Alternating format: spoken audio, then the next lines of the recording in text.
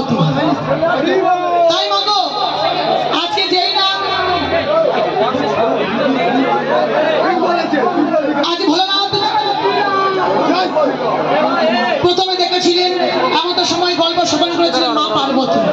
একদিন পার্বতী বলছে এই যে প্রাণনাথ শোনো আজকে না আমার মনে বড় আশা জেগেছে। যেই না বলেছে পার্বতী মনে আশা জেগেছে ভোলানাথ বলছে বেশ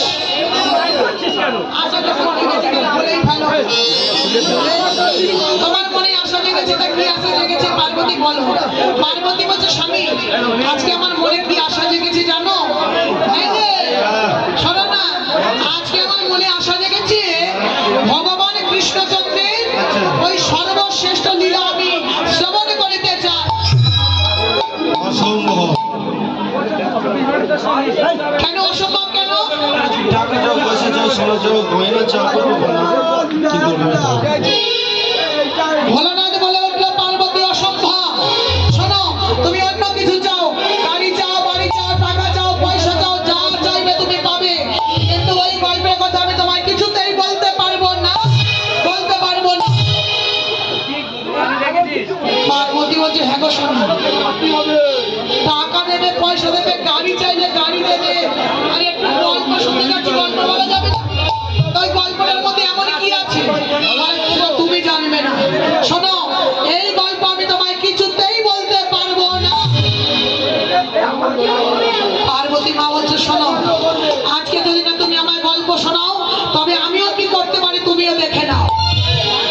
সঙ্গে সঙ্গে পার্বতী মা রেগে গেছে, রেগে গিয়ে ডাকছে মা লক্ষ্মী, মা সরস্বতী এদিকে আয়, তোমার এদিকে এই বাবা কার্তিক, এই গণেশ এদিকে আয়, হ্যাঁ চলে আয়, কার্তিক আর গণেশ আয়। ওই দেখ একেবারে গণেশ, বাপরে বাবা আয় গণেশ আয় বাবা আয় এদিকে আয়, কার্তিক আর গণেশ আয়। এবার লক্ষ্মী আর সরস্বতী পুরো একেবারে কার্তিকের কথাই বলছে। এইবার কার্তিক আর গণেশ, লক্ষ্মী আর সরস্বতী চার ছেলে মেয়েকে নিয়ে বলছে এই যে শোনো একটু গল্প শুনতে চাইলাম বললে না তো, তাহলে এই তোমার সংসার ধর্ম রইল, এই আমি চললাম। যাও যাও যাও ভয় দেখাতে হলে চলে যাও। কোথায় যাবে চলে যাও। বলি ভয় না দেখিয়ে বাপের বাড়ি যাবে চলে যাও। যাওয়ার তো রাস্তায় একটা বাপের বাড়ি চলার জায়গা নেই। আমায়রা কি কথাগুলো বলছে বুঝতে পারছো? মানে আমাদের মায়েদের আমাদের দিদি ভাইদের নাকি একটাই জায়গা, আমরা কিচ্ছু হলে নাকি ছুটে আগে বাপের বাড়ি চলে যাই।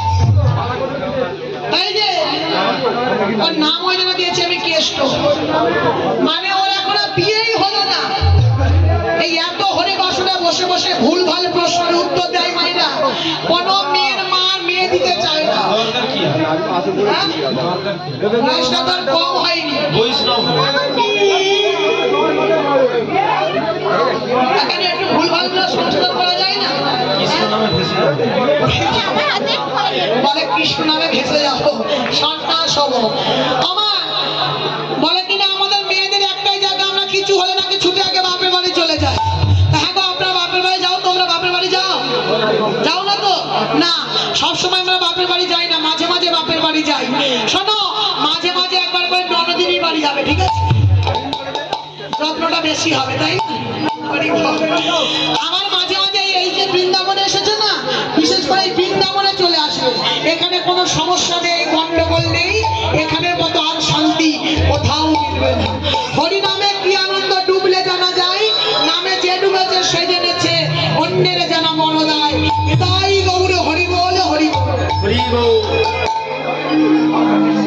তাই পার্বতী মা চলে যাচ্ছে, ভোলানাথ চিন্তা করছে সর্বনাশ, এ আমাকে ভয় দেখাচ্ছে না সত্যি সত্যি যাচ্ছে বুঝতে পারছি না। পার্বতী চলে যাচ্ছে, ভোলানাথ চিন্তা করছে এ কি সত্যি সত্যি যাচ্ছে না ভয় দেখাচ্ছে।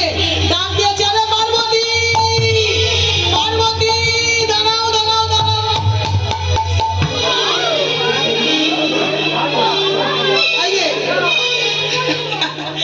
বলে তোমার এত সাহস তুমি আমার ছেলে কোথায় যাচ্ছে? চলে যাচ্ছে। আমার বলে জন্মের মতো চলে যাচ্ছে।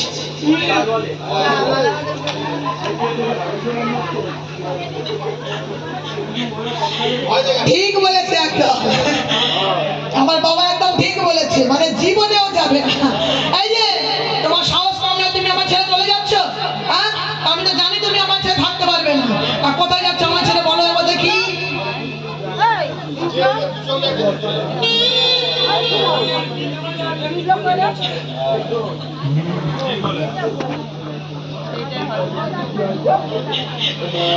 আচ্ছা আচ্ছা বেশ। এই যে শোনো, আমি জানি তুমি আমার ছেড়ে থাকতে পারবে না, আর আমিও তোমার ছেড়ে থাকতে পারবো না। তবে এক কাজ করো, তোমার রাগ করে আসতে,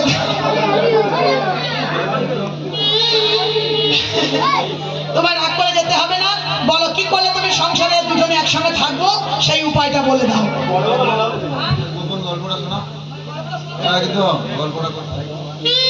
পার্বতী বলছে, স্বামী থাকতে আমি পারি একটাই শর্তে, যদি তুমি আমার এই গল্পটা শোনাও তবেই আমি থাকবো, তাহলে এই আমি চলে।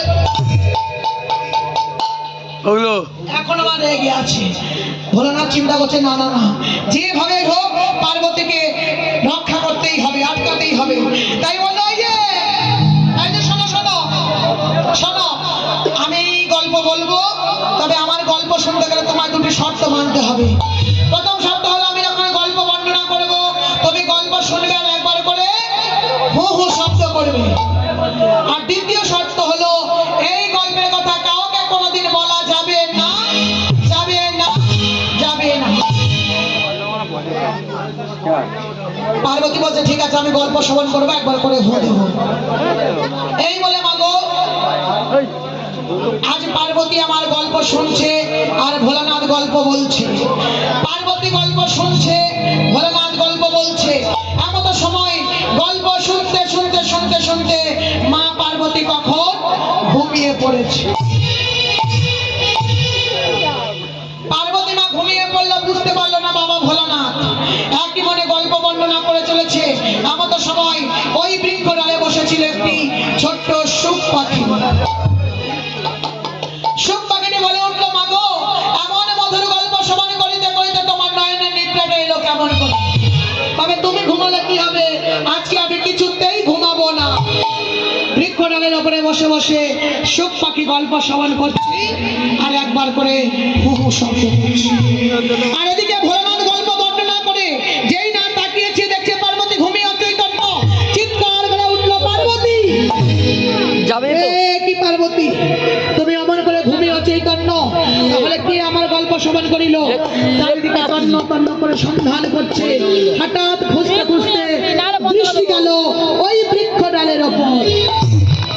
চিৎকার করে উঠলো, রে সুখ, এত বড় স্পর্ধা তোমার, তুমি আমার গল্প শ্রবণ করেছো, এই মুহূর্তে আমি তোমায় হত্যা করব।